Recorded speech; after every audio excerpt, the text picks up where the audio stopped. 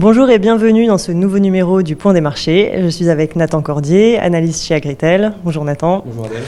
Alors les premiers échos de la récolte française de blé tendre sont bons, voire très bons.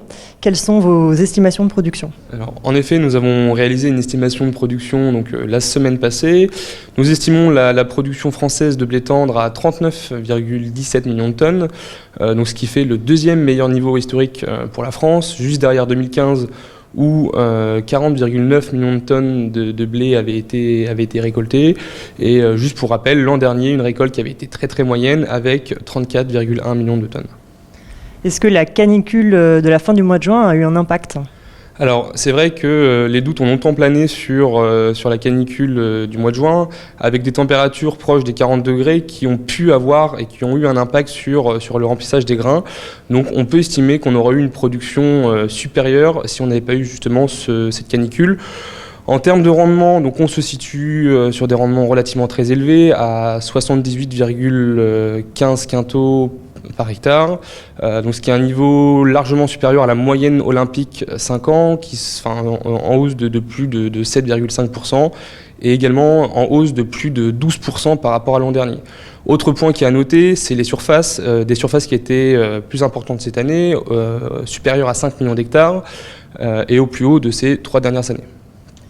Alors, quelle est la situation dans les différentes régions françaises ? Est-ce que c'est homogène ? Est-ce qu'il y a des grosses disparités ?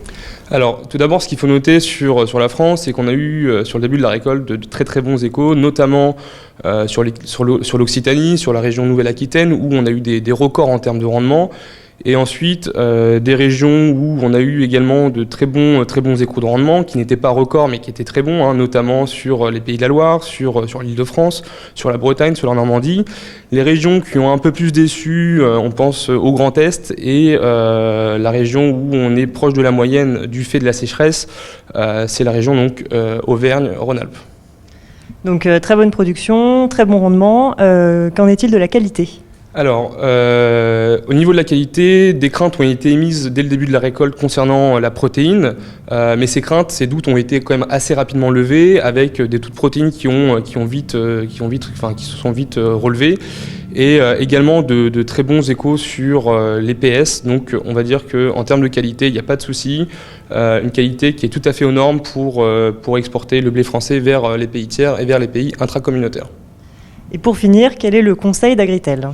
Alors, le conseil d'Agritel, donc on est quand même sur la deuxième meilleure récolte de blé française de l'histoire. Donc le conseil d'Agritel, c'est d'être quand même tout à fait prudent et de raisonner en termes de chiffre d'affaires à l'hectare, au vu des rendements qui étaient plutôt relativement bons, voire très bons, dans la majeure partie des zones. Merci Nathan. Merci à tous de nous avoir suivis. Rendez-vous dans 15 jours pour un prochain point des marchés. Retrouvez les analyses d'Agritel sur le service expert Grande Culture de Planchamp.com.